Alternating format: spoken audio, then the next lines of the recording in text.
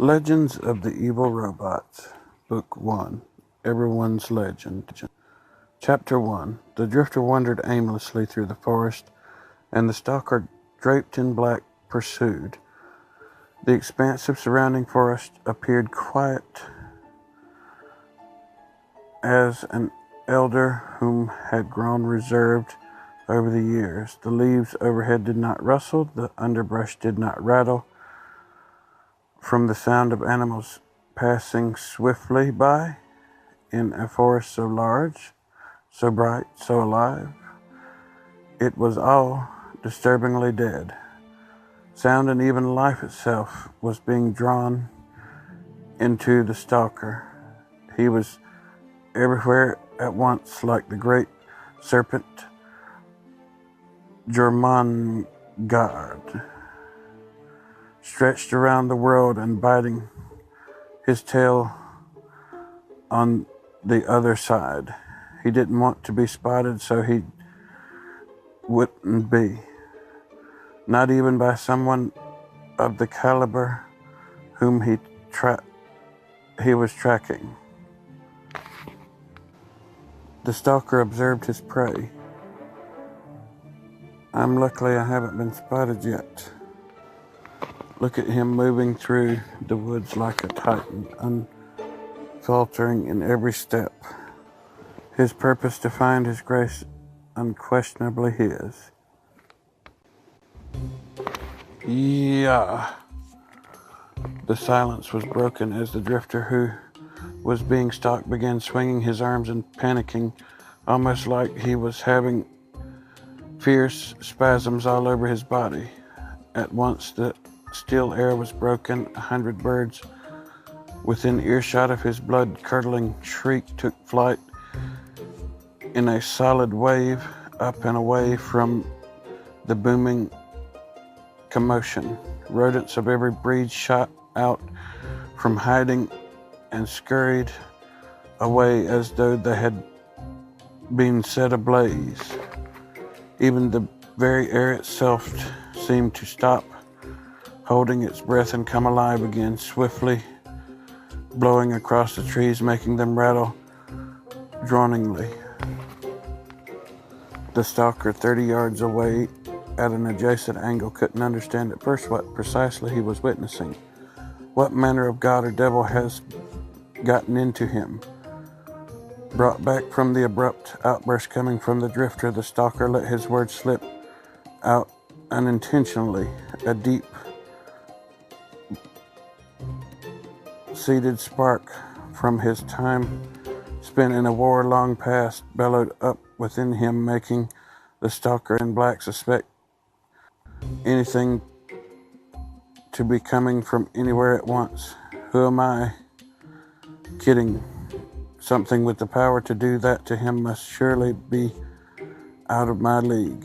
I can't imagine what kind of indescribable evil force has possessed him. It must be so terrible. Belly aching and spazzing and spinning circles to try and look at his own back while brushing off his tall gallon hat, the drifter finally shouted out, "Bloody spider webs, I know where y'all live." He shook a fist angrily as a warning to the other webs out there that he wasn't the man they wanted to mess with. The stalker collapsed. You're kidding me. That's all it was? The drifter finally seemed to almost hear something at this point, darting his head back and forth. Is what? Who said that? He shouted out. Hunched behind a tree, waiting for things to become safe to come out again, the stalker silently cursed himself for speaking so loudly, or out loud in general. If the guy I was stalking had a brain in his head, I'd be totally screwed now. I've got to be more careful. The drifter's face couldn't be seen as he looked around, but his own line of vision was clear enough. He wore a bandana that covered his face to where the line of shadow cast downward by his hat met. An oversized brown poncho covered with stains from what seemed like years of traveling covered the rest of his body from neck to toe. If this was any kind of fashion statement, it was outdated. If anything, it looked more like he was trying to cover something up, a hidden arsenal, most likely, given the dangers of traveling alone. Hours had passed by the time the drifter had stopped to set up camp in the first clearing he came to. The camp centered around a fire and a rock to sit on. He didn't wear a purse of supplies or emergency rations, and he didn't seem overly worried about finding food for the night's supper in the least. While he stared into the fire, his shadow grew long. His huge hands were mostly blanketed. The red glare of them that shone visible at the edges made them look either very calloused or sunburnt. This drifter was built like a mountain, and even as far away from the stalker was built like a mountain, and even as far away as the stalker was amongst the trees in the distance, the size of the drifter made him feel small, even though the stalker himself was built like an ox. Dreamingly staring into the fire, the drifter suddenly gets an image in his head. The dancing of the flames painted a vivid image in his head of the comb of a chicken, an animal that he was quite fond of. Without realizing it, he began to bob his head back and forth, dancing to the flames. Before long, the drifter had bound his feet and broke out into a dance. This was how he'd spent a great many nights crossing the dunes, and now again in the forest, just dancing the night away amidst a spinning ground peck move. A Herculean shoulder crashed into his face, sending him flying backwards and landing in an arc head first. The stalker had come out of hiding and attacked him. What the hell, man? That wasn't cool. You're just lucky that wasn't a real chicken you attacked just then, or you'd be in a whole lot more trouble now. The drifter shouted at the stranger as he bound back up onto his feet. I was just tagging you back, remember? The little incident the other day involving me, a mountain, and me under said mountain? The stalker snapped back his supposed reason for attacking. No, I can't say it.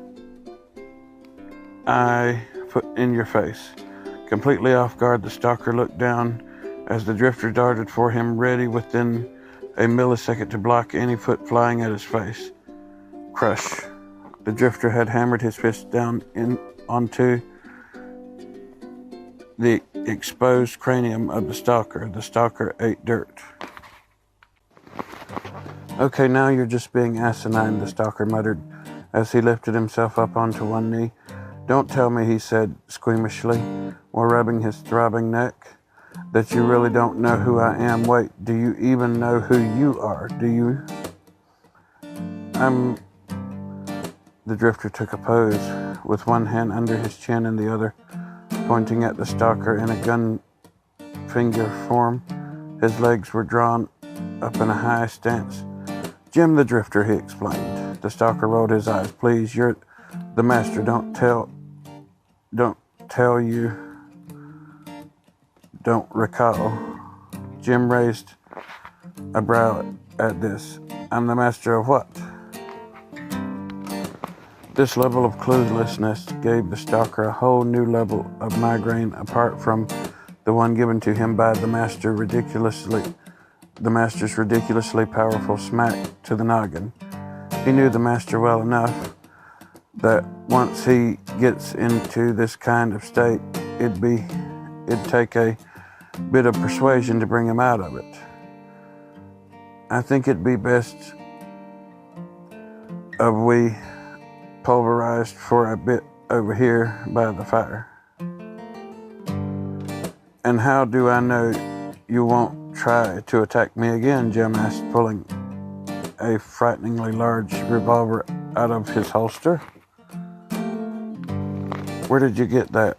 "And why are you aiming a gun at me?" the stalker demanded of Jim, the master. "I'm afraid you have me mistaken for someone else, sir," Jim stated in a serious voice. "I'm the drifter Jim. I grew up in New Kansas, as far to the south from here. My folks were Jane and Kent. Those are names from a song you heard, most likely in places you've made up in your head. Now get that gun out of my face." "No, that's my actual life," I told you. "I'm not the master of anything. I don't know you, and I'm going to palaver with someone so ridiculous as to attack a guy in the middle of the chicken dance. And I'm not holding a gun on you, smiling Betsy. Here is a flashlight. It's so I can see you better." "That's not a flashlight, it's a gun. A gun named Smiley Betsy, it seems, but a gun all the same."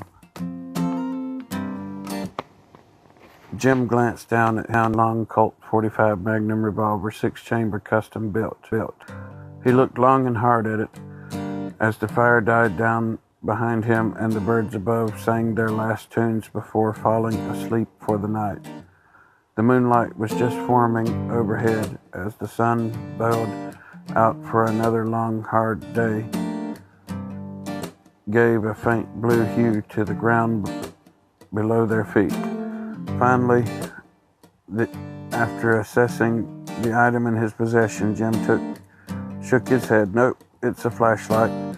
It's used for seeing people better, namely people that attack other people in the middle of their chicken dance celebrating over a campfire. It's a gun, for Pete's sake.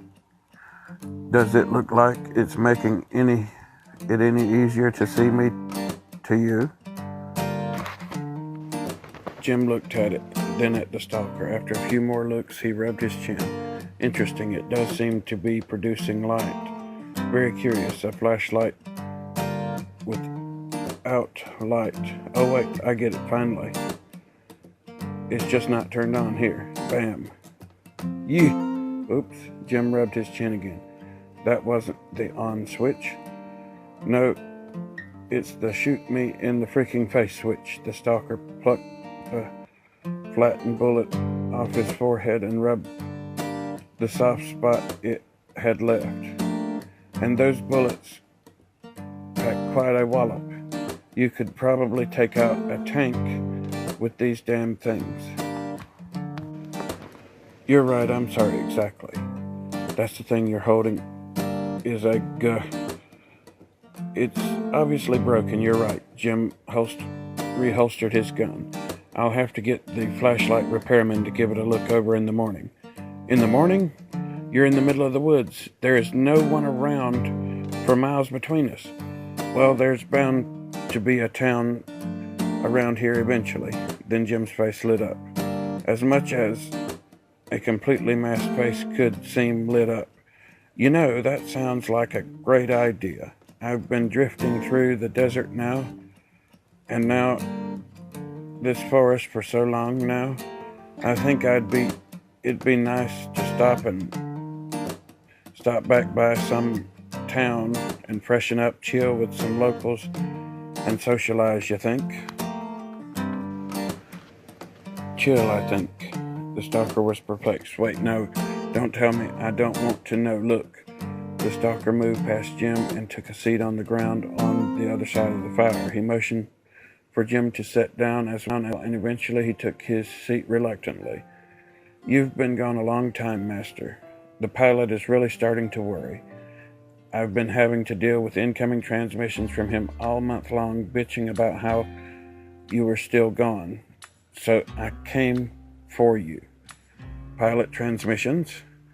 What the hell are you talking about?" Jim was just a simple drifter wandering along the road that was life. He'd go wherever the wind blew him. He'd follow his own trail and nobody else's. That was his life, and the only life he'd ever known. At least it was the only life he could even ever remember. This was a simple world. The kind of world where you'd trade 2 cows for a bucket of salt.